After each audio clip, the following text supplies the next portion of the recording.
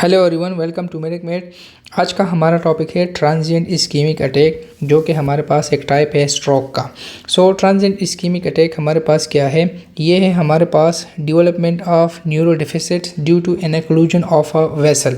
ठीक है, और इसमें हमारे पास मोस्टली जो हमारे मेजर ब्लड वेसल्स है ब्रेन के लिए, जिसमें एक हमारे पास जो वर्टिबुलर आर्टरीज है, वर्टिबुलो बेसिलर आर्टरी, और दूसरा हमारे पास जो इंटरनल कैरोटिड आर्टरी है, जो ब्रेन के ऊपर एरिया को सारे मतलब मेन ब्रेन की जो सप्लाई है वहाँ पर इसके सिम्टम्स आते हैं।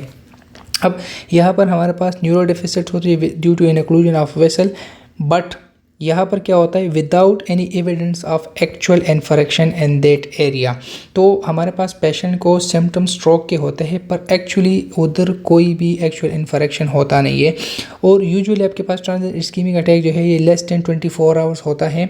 इसकी जो बाय डिफिनीशन जो इसकी वो है, तो वो आपके पास लेस देन 24 आवर्स है, लेकिन नॉर्मली फ्यू मिनट से लेकर फ्यू आवर्स तक ये होता है। उसके बाद ये खुद ब खुद रिजॉल्व हो जाता है ट्रांजिएंट इस्कीमिक अटैक। अच्छा, causes of transient ischemic attack में आपके पास 90% जो काजेज़ है वो आपके पास passage of any emboli through the major blood vessels जो आपके ब्रेन को जाते हैं, वहाँ पर जब एम्बोलाई पास होता है तो उसकी वजह से आपके पास ट्रांजिएंट इस्कीमिक अटैक आता है। सेकंड वन है fall and cerebral perfusion. Cerebral perfusion जब आपके पास ड्रॉप हो जाते हैं उसकी वजह से भी आपके पास एक्यूट ट्रांजिएंट इस्कीमिक अटैक आता है। और उसमें आपके पास काजेज़ एक आपके पास है कार्डियक डिसएरिथमिया, पोस्टल हाइपोटेंशन, या आपके पास decrease blood perfusion due to atheromatous vestibular arteries. तो ये आपके पास 3 कंडीशन है जिसकी वजह से जो सेरेब्रल परफ्यूजन वो आपके पास डिक्रीज हो जाती है, और उसकी वजह से आपके पास स्ट्रोक के जो सिम्टम्स वो आते हैं, और वो आपके पास होते हैं ट्रांजिएंट इस्कीमिक अटैक के, क्योंकि वहाँ पर एक्चुअली इन्फेक्शन होता नहीं है। नेक्स्ट आपके पास आते हैं clinical features of transient ischemic attack या TIA। तो क्लिनिकल फीचर्स में आपके पास होता क्या है कि जब जैसे ही फ़ौरन आपके पास एक रीजन ऑफ ब्रेन में ब्लड सप्लाई डिक्रीज हो जाती है तो उसके फंक्शन लॉस हो जाते हैं। अब यहाँ पर इसके जो क्लिनिकल फीचर्स है वो आपके पास 2 ग्रुप्स में डिवाइड किए गए। एक है आपके पास इंटीरियर सर्कुलेशन, एक है आपके पास पोस्टीरियर सर्कुलेशन। अब जो इंटीरियर सर्कुलेशन है ब्रेन का वो आपके पास कैरोटिड सिस्टम से आता है। जो पोस्टीरियर सर्कुलेशन वो आपके पास वेस्टिबुलो बेसिलर सिस्टम से आता है। यहाँ पर देखिए आपके पास वेस्टिबुलो बेसिलर आर्टरीज है, यहाँ से आपका पोस्टीरियर सर्कुलेशन आता है ये वाला, और ये आपके पास कैरोटिड आर्टरी है, और यहाँ से आपका जो इंटीरियर सर्कुलेशन है वो आपके पास ब्रेन का यहाँ से आता है। तो इनके क्लिनिकल फीचर्स आपके पास डिपेंड करते हैं कि कौन सा सिस्टम इफेक्ट हुआ है। और मोस्टली आपके पास ये मेजर ब्लड वेसल्स है, तो अगर आपके पास इंटीरियर सर्कुलेशन होगा तो यहाँ पर आपके पास वीकनेस होगी, हेमीपैरेसिस होगा, साथ में हेमी सेंसरी लॉस होगा। लेकिन ये आपके पास किस तरह होगा कि ये आपके पास कॉन्ट्रालेटरल साइड पे किसी आर्म, लेग, फेस में होगा, या कम्बिनेशन में हो सकता है। इसके अलावा आपके पास एफेजिया होगा। एफेजिया जिस तरह मैं आपको बोला था, डिफ़िकल्टी इन स्पीकिंग। अब उसमें डिपेंड करता है, अगर आपके पास ब्रोकाज एरिया इन्वॉल्व है तो फिर जो मसल्स ऑफ फोनेशन है वो डिफेक्ट होंगे, और वो पर्सन जो है वो उसको डिफ़िकल्टी होगी स्पीकिंग में। अगर आपके पास वर्निकी एफेजिया होगा तो उसमें जो पर्सन जो है उसके मसल जो है उनको इनर्वेशन सही मिलती है और वो बोलता ठीक है, लेकिन वो जो बोलता है उसका कोई सेंस नहीं बनता क्योंकि वर्निकी एरिया इन्वॉल्व है। इसके अलावा आपके पास है एम्यूरोसिस फुगैक्स।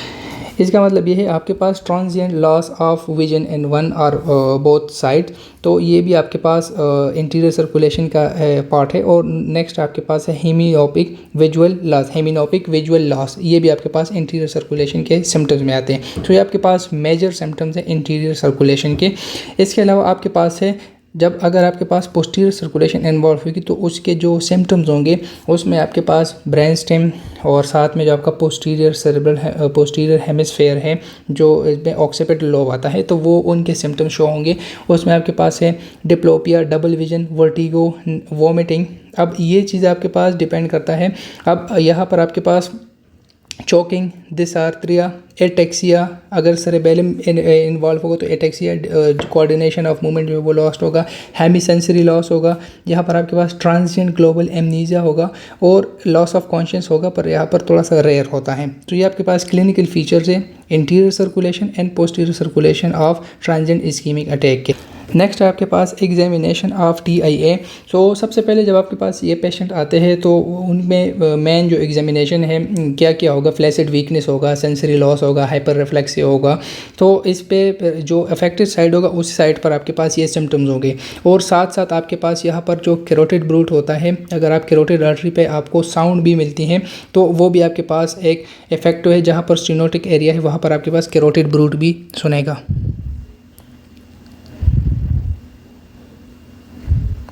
सो आपके पास यहाँ पर दो चीज़ें हैं। एक तो आपके पास जो एम्बोलाई है उसका सोर्स कौन सा है या कहाँ से है उसको मालूम करने के लिए मे बी कोई वेल्वुलर हार्ट डिजीज़ हो या कोई रिसेंट मायोकार्डियल इन्फेक्शन हो या आर्टीरियल फिब्रिलेशन, उसकी वजह से वो एम्बोलाई पास ऑन हो के वो कार्डियक कैरोटिड सिस्टम के थ्रू ऊपर जाता हो, तो ये आपके पास सोर्स है। इसके अलावा जो एसोसिएटेड डिजीज़ है मे बी वो भी काज हो सकते हैं TIA के।